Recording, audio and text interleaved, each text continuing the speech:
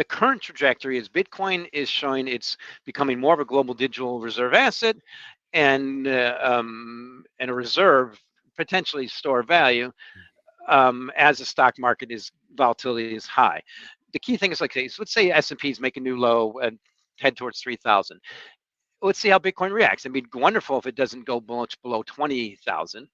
But we got to see. I mean, I don't know. I mean, that's the thing is I think long term, as we get through this period, there'll be more significant signals that Bitcoin is going to go up to 100,000. Mike McGlone is a senior commodity strategist at Bloomberg Intelligence, where he conducts research and analysis precious metals and digital assets such as Bitcoin.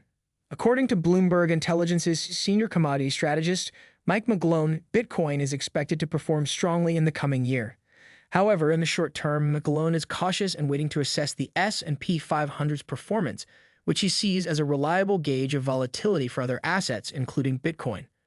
Bitcoin is currently trading at around $28,000, with traders predicting a rise to $30,000 or fall to $25,000, depending on the Federal Reserve's interest rate announcement. McGlone suggests that Bitcoin may transition from being a risk-on asset to a more defensive investment, particularly in times of economic instability and banking crisis. He also believes that sustained Bitcoin prices above $25,000 indicate divergent strength and remains optimistic that Bitcoin may eventually surpass the $100,000 mark. McGlone explained relative strength versus most assets may portend Bitcoin's inflection toward global digital collateral and potential to trade more like gold, U.S. Treasury bonds. As per his analysis, Mike McGlone believes that the U.S. economy is headed towards a recession due to the Federal Reserve's reluctance to ease monetary policy amidst the ongoing banking crisis.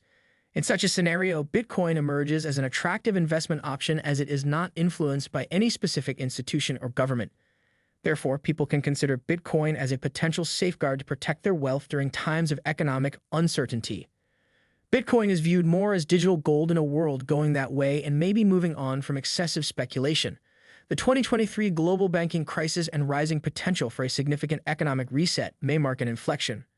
Before proceeding further in this video, make sure to click on the subscribe button below to stay updated with our latest content. But it's that concept of a centralized digital currency is something that is not necessary when you have stable coins or crypto dollars, just properly regulated. So I started in this business working for primary dealers, and primary dealers are authorized by the government to distribute U.S. debt. It really helped during wars. I mean, this stuff really got started during the Civil War.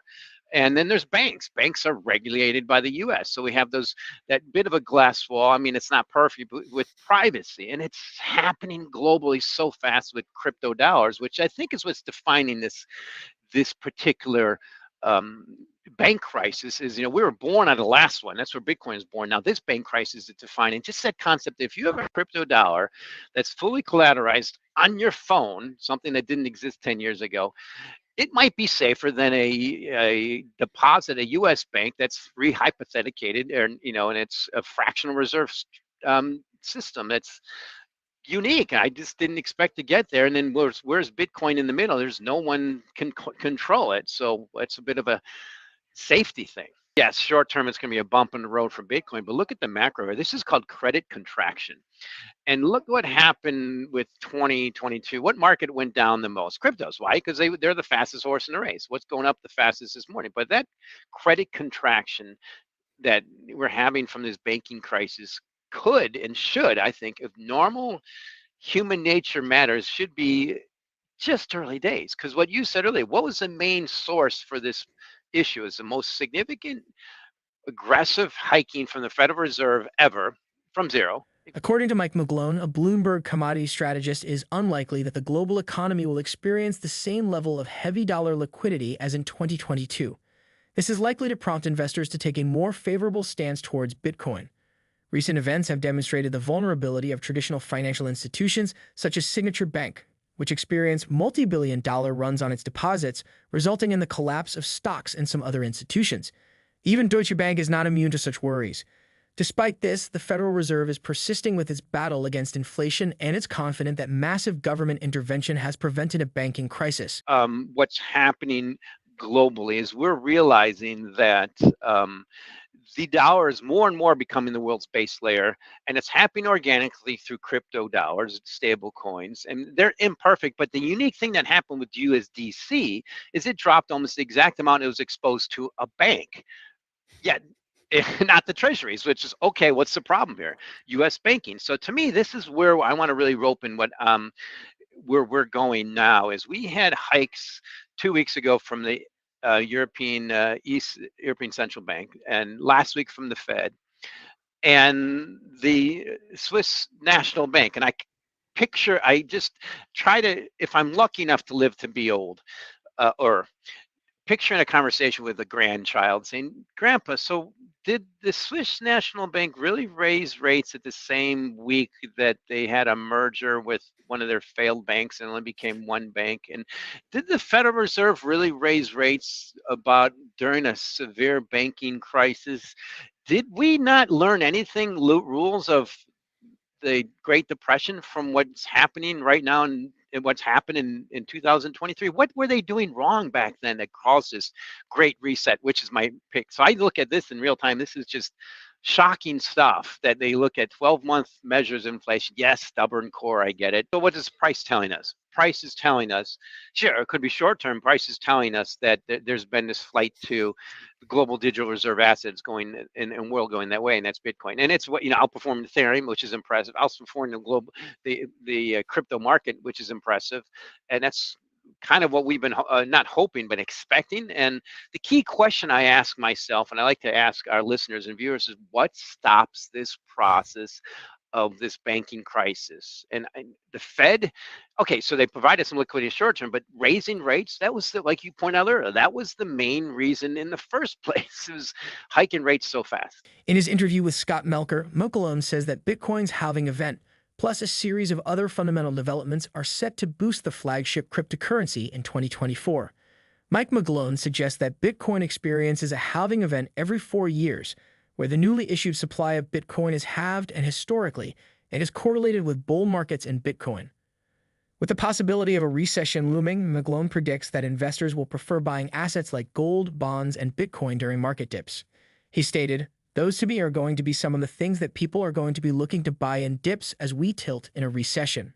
Mike McGlone predicts that the Federal Reserve is currently tightening and the global economy is showing signs of heading towards a recession. As a consequence, he anticipates that both the stock market and commodities will face additional downward pressure in the coming days. McGlone believes that the more the Bitcoin can sustain above $25,000, then the more the S&P 500 potentially pressures below 4,000, you're going to have an indication that Bitcoin is going to take off. We're heading towards a severe recession based on almost every measure of the curve, being tight in the Fed, and it's all coming to maybe later this year. And guess what happens next year? Two things. We have an election and we have a halving. It's going to happen. So I think it's almost a guarantee that we'll have a severe recessionary, deflationary period by the time we get a year from now, and by the time we're into that election period, which means whatever incumbent is will be pushed out unless they get lucky. You almost always push out and you almost always go to the other party, some form of young Republican. It's just normal scales. And at the same time, we're going to severe deflation. The Bitcoin supply is going to drop. It's going to just hit hard, I think, like, wow, this is a revolutionary asset. It doesn't respond like crude oil does, like, oh, you have to bring the price up and people just create more of it and use less of it. It's just those early days of adoption. I wonder what's going to stop the bumps in the road. But to me, those are some major macro calls based on simple facts of recession kicking in, and that is we're going to flip towards a very severe Republican leaning because of recession. You almost always do that. Right, of course. And When Bitcoin might have that catalyst. It's already starting now to trade more like a risk-off asset, like gold and Bitcoin. Although I still kind of worried about that when that S&P 500 finally breaks, and maybe it won't. But so to me, that's pretty deep macro there, but very high probability because of this, the highest probability recession from the yield curve since the 80s, that we're going to have some major shifts in politics, and then it's all going to line up with the halving. Mike McGlone's analysis suggests that Bitcoin has immense growth potential in the current economic pressure. McGlone highlighted on Twitter, Bitcoin, born in the last financial crisis, may, along with crypto dollars, accelerate their maturation in this one. On this note, we conclude today's video. Do you agree with Mike McGlone's perspective about financial crash in the market and Bitcoin performance? Share your thoughts in the comments section below. If you found this information helpful, then like this video and subscribe to our channel. We will bring you more updates in the future.